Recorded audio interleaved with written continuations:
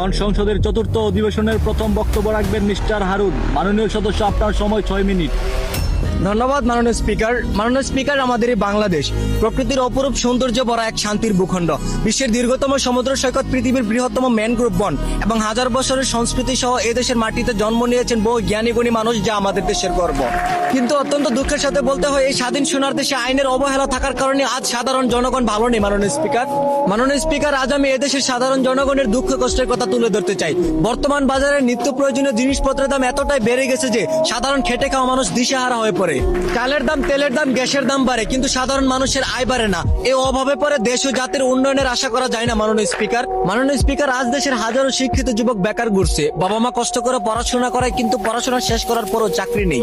বিশেষ চাকরি করতে গেলেও যোগ্যতা চাই, আবার কিছু কিছু ক্ষেত্রে ঘুষ ছাড়া চাকরিও পাওয়া যায় না। যে দেশের মেধাবী যুবক বেকার থাকে, সে দেশ কখনো পুরোপুরি ভাবে উন্নত হতে পারে না। মাননীয় স্পিকার, বর্তমান সামাজিক যোগাযোগের মাধ্যমে অপপ্রচার, প্রতারণা, কিশোর গ্যাংয়ের কার্যক্রম প্রতিনিয়ত বেড়ে চলছে। অল্প বয়সী ছেলেরা মাদক, সন্ত্রাস আর অপরাধের দিকে ঝুঁকে পড়ছে।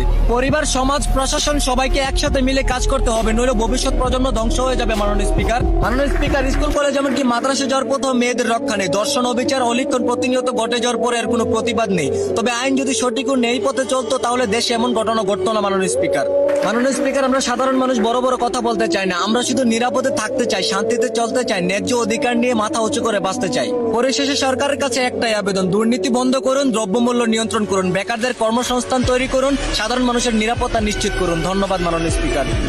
সংসদে দ্বিতীয়বারের মতো বক্তব্য পেশ করবেন জনাব রাজউদ্দিন আহমেদ। মাননীয় সদস্য, আপনার সময় 2 মিনিট।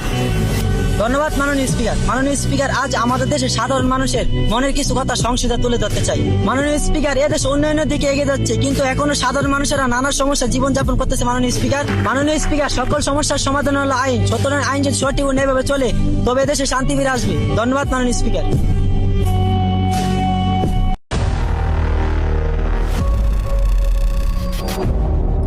এখন সংসদের চতুর্থ অধিবেশনের প্রথম বক্তব্য রাখবেন মিস্টার হারুন। মাননীয় সদস্য, আপনার সময় 6 মিনিট। ধন্যবাদ মাননীয় স্পিকার, আমাদের এই বাংলাদেশ প্রকৃতির অপরূপ সৌন্দর্য ভরা এক শান্তির ভূখণ্ড। বিশ্বের দীর্ঘতম সমুদ্র সৈকত, পৃথিবীর বৃহত্তম ম্যানগ্রোভ বন এবং হাজার বছরের সংস্কৃতি সহ এদেশের মাটিতে জন্ম নিয়েছেন বহু জ্ঞানী গুণী মানুষ, যা আমাদের দেশের গর্ব। কিন্তু অত্যন্ত দুঃখের সাথে বলতে হয়, এই স্বাধীন সোনার দেশে আইনের অবহেলা থাকার কারণে আজ সাধারণ জনগণ ভালো নেই। মাননীয় স্পিকার, আজ আমি এদেশের সাধারণ জনগণের দুঃখ কষ্টের কথা তুলে ধরতে চাই। বর্তমান বাজারে নিত্য প্রয়োজনীয় জিনিসপত্রের দাম এতটাই বেড়ে গেছে যে সাধারণ খেটে খাওয়া মানুষ দিশেহারা হয়ে পড়ে। চালের দাম, তেলের দাম, গ্যাসের দাম বাড়ে, কিন্তু সাধারণ মানুষের আয় বাড়ে না। এই অভাবে পরে দেশ ও জাতির উন্নয়নের আশা